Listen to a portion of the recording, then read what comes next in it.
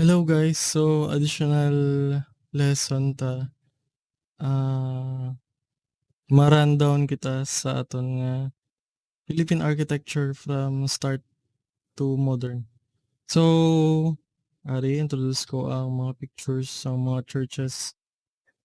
So the first one is Tigbaraswain Church, then the Quiapo Church, the San Sebastian Cathedral, Santo Domingo Church, Christ the King Church, the Santo Tomas de Villanueva in Miagao, the Malacanang Palace. Di mo ni siya Malacanang. The Fort Santiago Wall Gate, and the Paway Church. Sala ni Guro. Sala ni siya. So the Philippine architecture is an admixture of Muslim, Malayan, Chinese, and Japanese, European, Spanish, and American influences. So the mix. Wala kita sang aton gid nga kumbaga aton gid nga unique identity when it comes to architecture. I hope kamo nga mga era sa inyo nga time, I hope may ara na. Then periods of development, the early period or the pre-Spanish era. During this period, Filipinos established their villages near bodies of water, where mostly food were taken from the sea, also from agricultural environment. In both environment, houses were not built permanently, and therefore light and flexible materials were used. So the earliest type of shelter is lean-to, considered of a simple single pitch roof resting on an inclined series of rafters made up of 3 branches, with the end resting on the ground and the other end resting on a horizontal wooden lintel, supported by 3 trunks and roof with grass. So that is early period or the pre-Spanish era. So, amo na siya mga badyaw sa una. Kung diin may pagkaon, dito sila. Then, after maubos naman ang pagkaon sa area nga na, silo naman sila sa piyak. So, wala sila sang permanent nga na community, kay hindi sila kabalo magtanom, sila kabalo mag-produce ang ila pang food. So, salig lang sila kung anong food sa area nga na. Then, if maubos na ang supply sa area nga na, makakado naman sila sa laing area. Then, here comes the types of Filipino houses. The number one is the Nipa hut, also known as the Bahay Kubo, supported by stilts or posts, mostly elevated na siya, with walls made up of nipa, flooring made up of sawali, and stairs made up of polished bamboo ladder. Window sliding sashes were made of sawali. Floorings made of bamboo slats with space in between. It is built from 2 to 4.5 meters above the ground and located in lowlands in all parts of the country. Then the next one is Ifugao House, an enclosed structure resting on 4 tree trunks as columns, a square in plan, covered by 4 steeply pitched roof made of thatch, a stair which can be drawn and kept from the ground for protection. So, kung during night time, ginagawa nila ng stair para wala sang iban nga tawo nga makasaka sa ilang balay. So, wala pa sang fence sang una. Tapos ang guard fence. So, ang ginahimo nila, para hindi masulod ang ilang balay, ginatago nila ang stair sa babaw. Ginakuha nila. And the floor height is about 1.5 to 2 meters and can be found in mountains of Cordillera. Then the Maranao House or Dato House, a royal house used for political and social ceremonies by the Dato, also an ancestral house or the Dato in his family. It is built from point 30 to 2.2 meters above the ground. Most important feature is the wood carvings and the use of colors red, yellow, and blue, located in the lake shore of Mindanao. Next is the ancient Malay Tagala house, the rectangular in plan, raised on wooden posts from about 2 meters above ground with open roofless veranda extended from the whole front of the house, with low partition, projected window, and bamboo slats for flooring. Then the Indonesian house, the three-dwelling type of shelter, the square in plan supported by four wooden posts and capped with a rounded pyramidical thatch roof. It sunk 1 meter into the ground. Then the Bajau house, built on stilts right above the water. So its flooring is made of bamboo. One important item found in the sala is the mirror, not to check the appearance but to indicate the number of children in the family and has and to drive away evil spirits. So amo na siya ang purpose sang mirror sa balay sang Badjaw sa una. It is not to check the appearance but to indicate the number of children the family has and to drive away evil spirits. So muna guys nga ang mga Badjaw sagad sagad na siya. Sagad na sila maglangoy tungod nga ang ilang balay is right above the water on stilts. So muna siya. Then the typical parts of the bahay kubo. So there is bulwagan, just the living area, the receiving area with low table called lulang. Then the silid or the sleeping area or the bedroom with tampipe instead of closets. Then the gilir or paglutuan or the kusina. Ang kusina ya Spanish term na. Kitchen area containing the following. The dapugan or kalan, cooking apparatus with shoe shaped stove. Then the banghan or banggera, place where pots are kept. So sa subong to ginagamit mo na siya gapon nga banggerahan.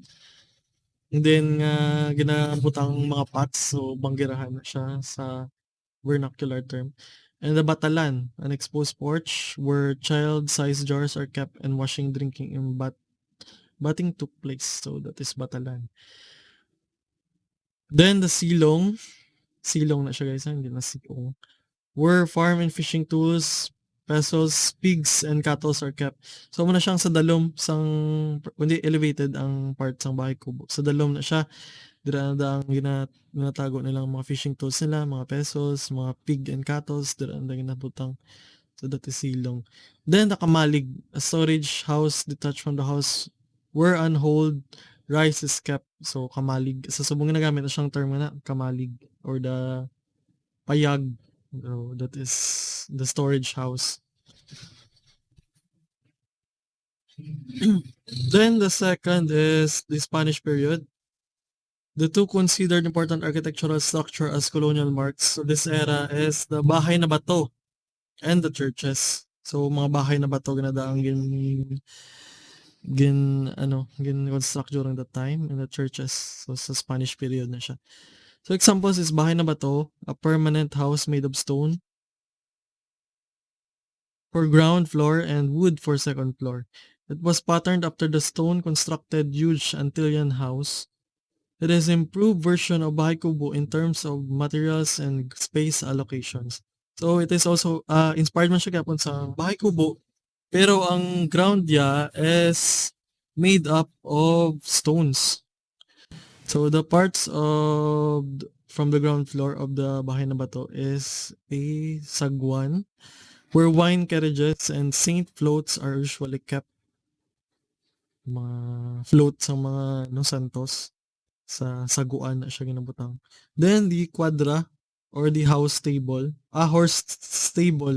Diyan siya ginatago ang mga kabayo. Then the bodega, a storage room for keeping old furniture and palay beans sa bodega. So, balaan nyo na guys, ang bodega and quadra is Spanish term. Then the entresuelo, the mezzanine elevated 1 meter above the ground, usually located on the floor of the master's bedroom right underneath his bed. So that is entresuelo. Then the patio, an enclosed courtyard open to the sky and adjacent to zaguan. So sa second floor, ang ceremonial stairs. The first 3 steps made of stone concrete. Then succeeding steps were made of wood. So Next is Kaida, an antisala, an all-purpose room for dining, sewing, and dancing. Then the sala, a living room.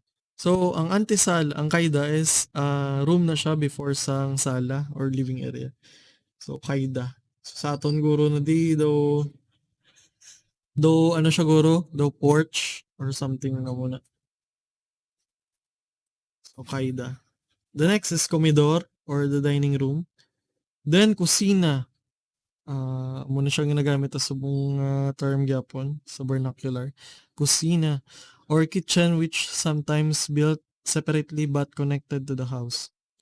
Then the dispensa used as food storage adjacent to kitchen.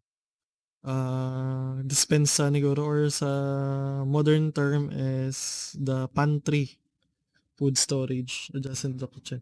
Then the banyo or paliguan, the bathroom separated from the toilet.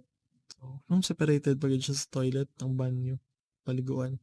Then the kwarto, also ginagamit as vernacular terms mo, or the sleeping area, bedroom. Then the azotea, open terrace, open to toilet, used for laundry drying space.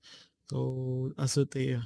Then the balcon, overhang balcony, overlooking the streets. So, that is balcon. Then the aljibe or cistern storage of collected rainwater underneath the azotea. So, cistern tank na siya underneath the azotea, that is aljibe. So this is the pictures of Maranao House. Then the Bahay Kubo. This is Ifugao House. Then the Bahay na Bato. So, muna siya ang elevation sa Bahay na Bato. Sliding windows treated with capiz shells. Then the veranda with sturdy balustrades treated with wood or iron grills. Then the second floor projection, stone or brick walls, hindi ginagamit. Sturdy wooden columns. Then heavy plank of wood studded with wrought iron or brass nails. May amo ka na isang una, manggaranon ka na gid. Then the important examples of churches. So the important examples of churches is the Baraswain in Bulacan. So early builders is Agustinians in 1959, then restored by Father Miguel de Vera in 1894. A combination of Romanist and Renaissance architecture. Then the Binondo Church in Manila. May picture di kang ginawa. Baraswain. This is Baraswain Church.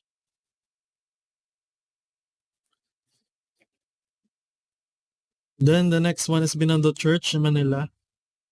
Early builders is the Dominicans in 1596 and the supervision of the dome by Domingo Cruz E. Gonzalez in 1781. Binondo Church. Wala Binondo di. Wala picture. Ariguro. Wala man.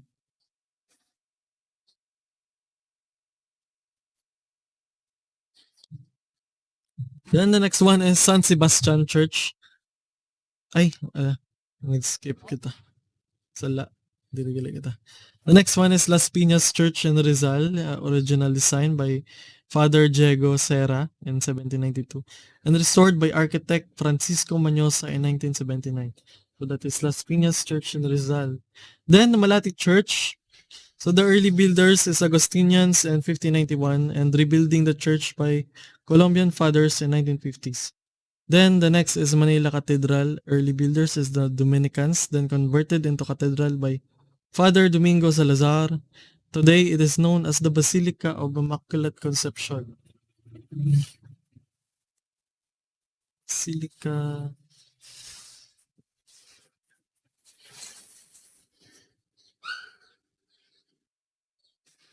Manila Cathedral.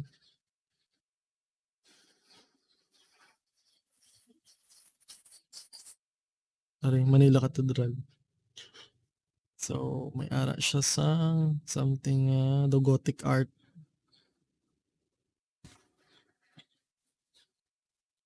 Then the Quiapo Church, early builders is the Franciscans, then original plan designed by Juan Nakpil in 1933.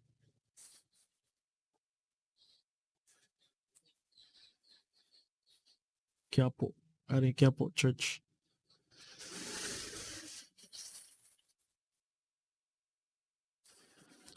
The next one is San Agustin Church in Intramuros. Early builders is Agustinians. Then by 1607, it is reconstructed by Juan Machas.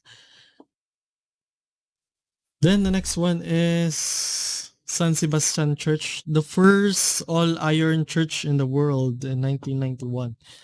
Early builders, Agustinian recollects, then engineer Don Genario Palacios Isguera designed the present. So this is the first all-iron church in the world. So San Sebastian Church na siya. Made up of iron. Bilog nga church. Then the Santa Cruz Church, Manila. Early builders is Jesuits and Father Agustin de Mendoza and reconstruct the church. Then the Santo Domingo Church by Bishop Domingo Salazar, then redesigned by architect Jose Maria Zaragoza. Then for military buildings, there are Fort Santiago, the Shrine of Freedom by Father Antonio Sedeno. Then it was begin design siya liwat ni Engineer Diego Jordan, also known as Walled City of Manila. So that is Fort Santiago. Then Fort Pilar, Zamboanga by Father Melchor de Vera. Then Fort of Iligan by Father Francisco Ducos. For the school buildings, Araang Colegio de Santo Tomas by Father Roque Ruano. Then the San Agustin College in Iloilo by Joaquin Diaz. So it is designed during the Spanish era. Then San Juan de Letran College by Father Miguel Naro.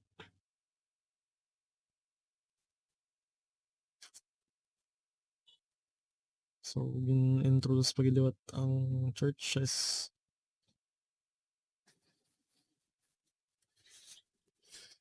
So, Manila Cathedral, it is Plaza Roma in Intramuros, Manila. The seat of the Catholic Archdiocese of Manila is presently the sixth cathedral to rise on the site since 1581. And the previous structures were destroyed by typhoons, earthquake, fire, and the last war. It was rebuilt on the second half of 1950s through the efforts of architect Fernando Ocampo and Archbishop Rufino J. Santos. Then the second one is San Agustin Church by on General Luna corner, Real Street, Intramuros, Manila. It is the oldest stone church in Metro Manila, dates back to 1571. An intricately carved door opens to the church. Of great interest are the Baroque pulpit and Mulavi choir stalls and an 18th century pipe organ.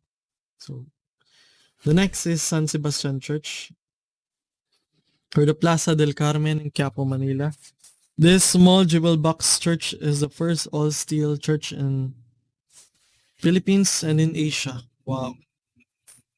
And the second in the world. So design for the church was finished in 1883 and was prefabricated in Belgium. So sa Belgium siya gin prefab, then gin-ship siya pakadto sa Manila. Pakadto sa Quiapo. The completely knocked down church was shipped back to the Philippines in 6 ships ba? Kabilog siya nga barko para i-ship lang siya pakadto sa Manila. Then the fourth is Our Lady of Peace and Good Voyage in Antipolo, Rizal. Antipolo is known to be the home of Our Lady of Peace and Good Voyage.